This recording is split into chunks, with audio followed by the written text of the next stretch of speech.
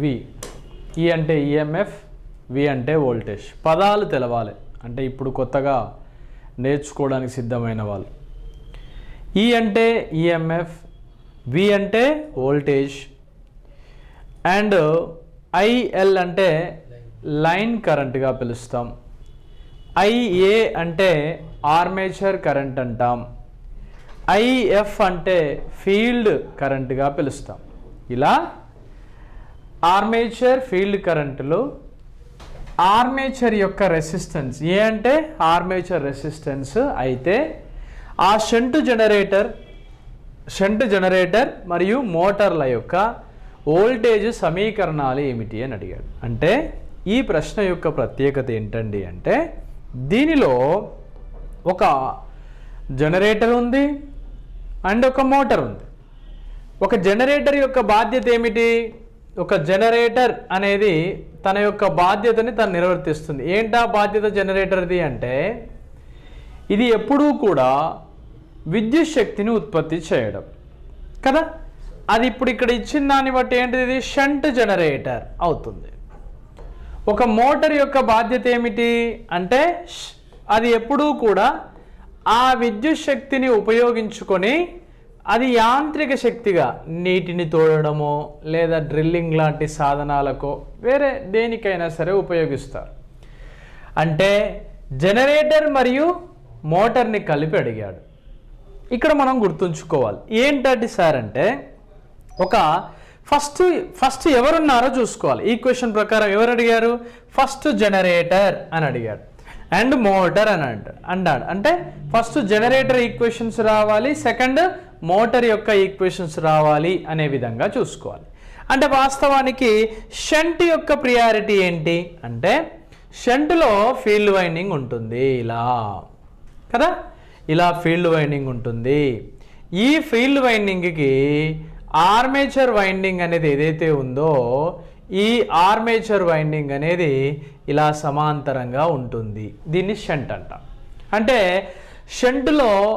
Shunt అంటే ఆర్మేచర్తో field winding, shunt అంటే సమాంతరంగా అమరి ఉంది అని సింబాలిక్ వచ్చేలాగా చెప్పడం.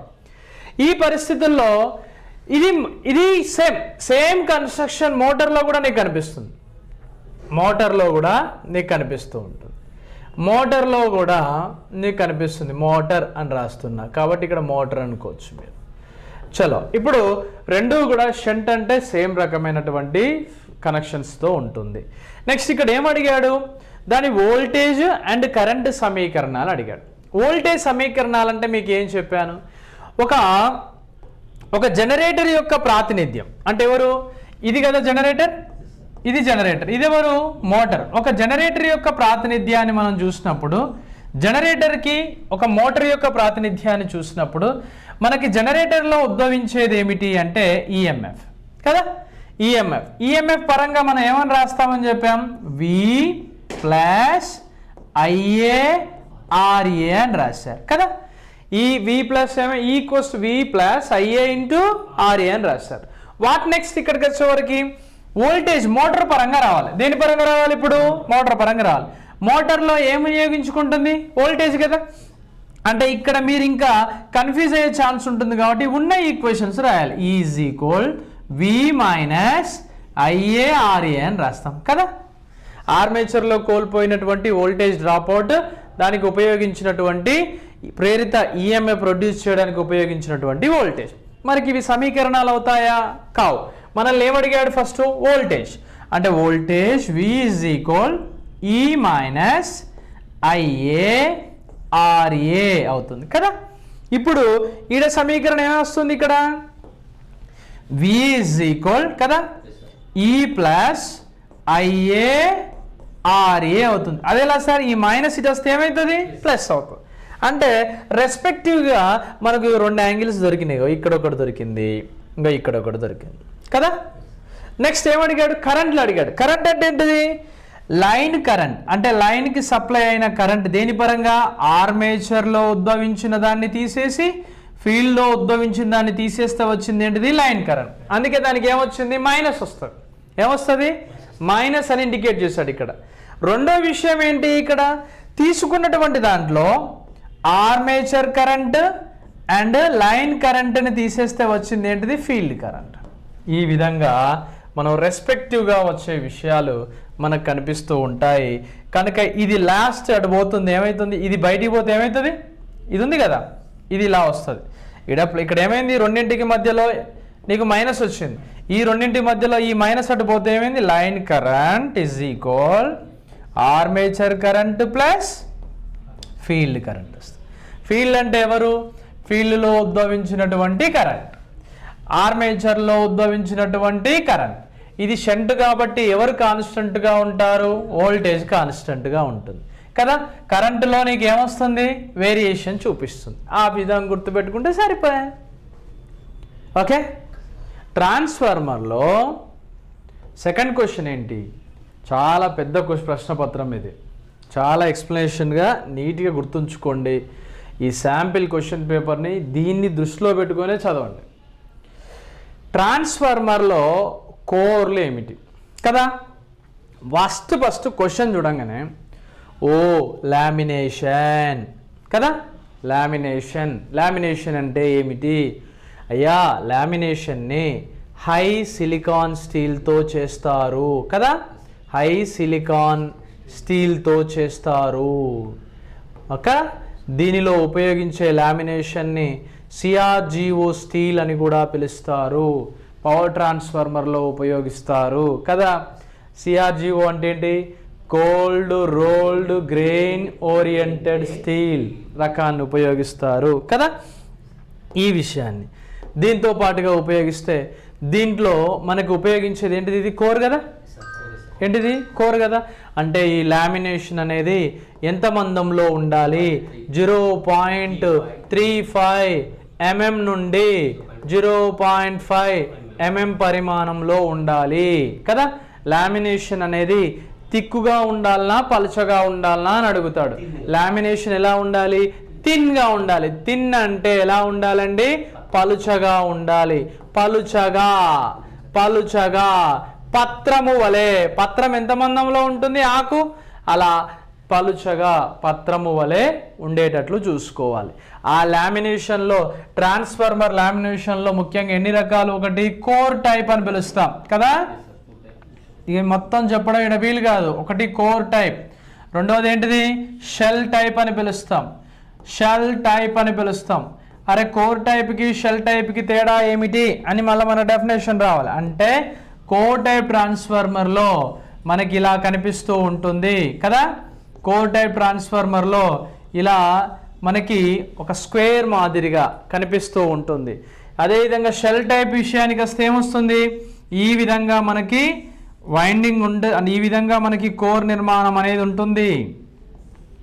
ఈ విధంగా మనకు కోర్ నిర్మాణం అనేది ఉంటుంది. క్వశ్చన్ ఎలా అడుగుతాడు సార్, ఇందులో ఎగ్జామ్లో ఏపీ ఎగ్జామ్లో అడిగింది ఏంటి అంటే, దీనికి ఇటువైపు వైండింగ్ ఉంటుంది కదా, ఇది ఇటువైపు వైండింగ్ని కలిగి ఉంటుంది. అంటే కోర్ టైప్ ట్రాన్స్ఫార్మర్ ప్రత్యేకత ఏమిటి, సెకండరీ మరియు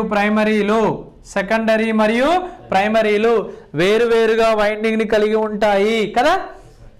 దాని యొక్క మ్యాగ్నెటిక్ పాత్, అయస్కాంతం యొక్క మార్గం అనేది ఒకటిగానే ఉంటుంది కదా, ఒకటిగానే ఉంటుంది అనే విషయాన్ని మనం గమనించాలి.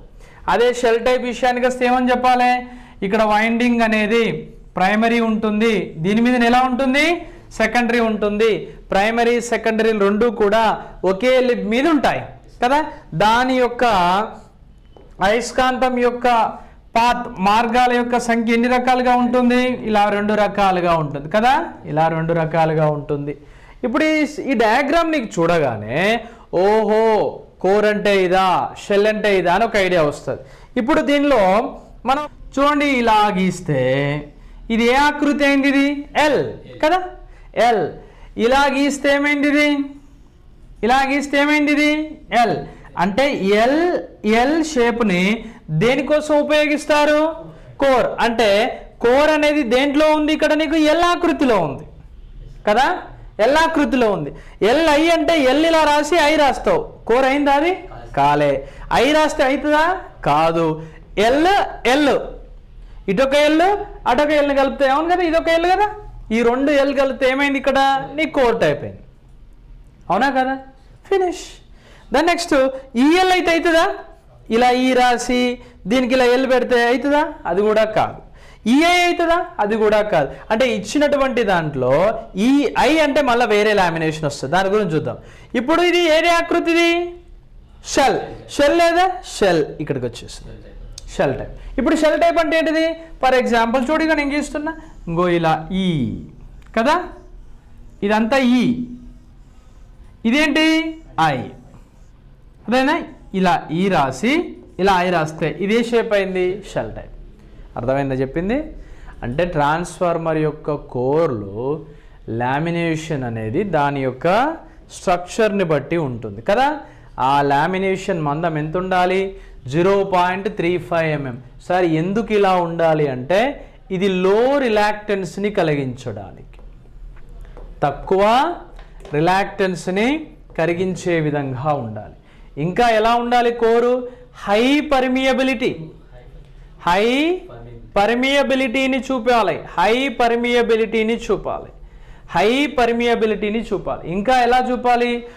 లో హిస్టారిసిస్ లాసెస్ చూపాలి, లో హిస్టారిసిస్ లాసెస్ని చూపాలి కదా, లో హిస్టారిసిస్ లాసెస్ని చూపాలి. ఇంకా ఎలా ఉండాలి? లో హిస్టారిసిస్, లో హిస్టారిసిస్ కోఎఫిషియంట్, కోఎఫిషియంట్ ఇది ఎఫిషియంట్ లాసెస్ని కలిగి ఉండాలి. అది కోర్, మంచి కోర్గా పిలుస్తాం. ద బెస్ట్ కోర్ ఏంటి? సిఆర్జిఓ స్టీల్ కదా. సిఆర్జిఓ స్టీల్ ఎందుకు బెస్ట్ కోర్ అయింది ఇక్కడ? దీని ఫ్లక్స్ డెన్సిటీ ఎక్కువ. ఎంత దీని యొక్క flux density? 1.8 weber per metre square, 1.8 weber per metre square అనేది ఉంటుంది. ఈ విధంగా మనల్ని ప్రశ్నపత్రం యొక్క సరళి అడుగుతూ ఉంటాడు.